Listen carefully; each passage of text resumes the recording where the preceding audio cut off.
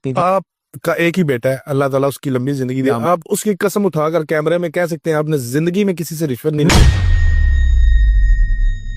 हमारे दोस्त हैं, वो गवाह भी हैं, चौधरी सईद हैं, वकील हैं, उनको 3 करोड़ रुपए का चेक टेबल पर लिख कर रख कर दिया गया कि ये तुम्हारी फीस है, तुझे सिर्फ शाह साहब ने सामने बिठाना है।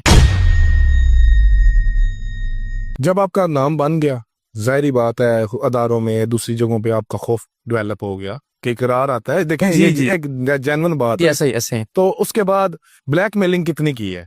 हमने कितनी ब्लैकमेलिंग हाँ की? जी, हाँ, ये ना आज बड़ी कॉमन चीज है। जी, जी, लोग कहते हैं कि जी ब्लैकमेलर और बहुत सारे इल्जामात लिखते हैं। मैं हमेशा आपसे कहता हूँ, देखिए, एक तो ये कि जो अल्हम्दुलिल्लाह तनख्वाह है ना, वो मुझे लगता है कि वो बहुत ही बेवकूफ़ी और नालायकी होगी कि आप कुछ हमने 2.5 करोड़ रुपए की ऑफर किसी एक आदमी ने हमें की थी, वो एक जाली आमिल था।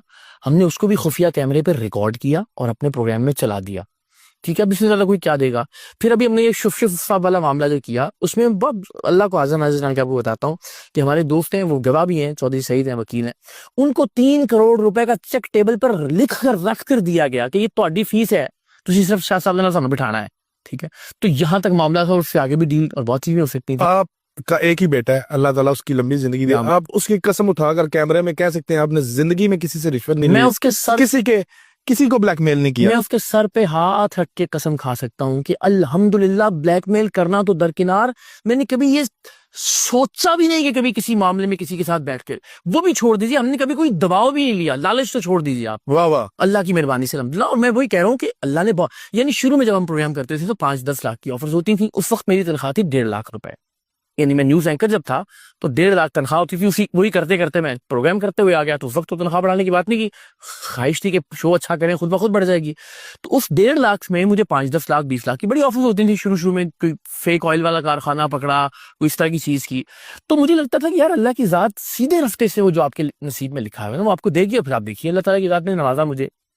उस जमाने में आदिल साहब, मुझे एक एड ऑफर हुआ। अच्छा, और वो एड था एक सर्फ का, और मुझे लगा कि अब मैं कर लेता हूँ प्रमोशंस वगैरह। मैं आपको शुरू के दिनों की बात बताता हूँ कि मुझे लगा कि यार ये लोग मुझसे इतना प्यार करते हैं और ऐसा है कि मैं गलत चीज दिखाता हूँ, इन्हें दिखा रहा हूँ कि फेक जो है ना वो सर्फ बन रहा है। अब मैं अगले दिन दिखाऊं कि ये सर्फ बहुत अच्छा है और उसके एवज पैसे लूं, तो मुझे लगता था ये क्रेडिबिलिटी बेचने के मुतरादिफ है। तो मुझे उस जमाने में 30 से 40 लाख रुपए ऑफर हुए। साची एंड साची एक कंपनी है जो कि टैलेंट को करती है, कंपनीज को, कॉर्पोरेट्स को देती है। वो गवाह है, उसकी ईमेल भी मेरे पास आज भी मौजूद है। टर्की जाना था, बिजनेस क्लास टिकट था, 40 लाख रुपए, जिस वक्त मेरी तनख्वाह 1.5 लाख रुपए थी। और ये हक हलाल के पैसे थे ना, बिल्कुल ऐसा। आप ये तो नहीं कर सकते कि यार एक बड़ा इदारा है जिसके आपने जाके उसमें आपने एक रोल प्ले करना था एंकर का, कि आपने ख्वातीन से पूछना था कि आपके क्या मसाइल थे।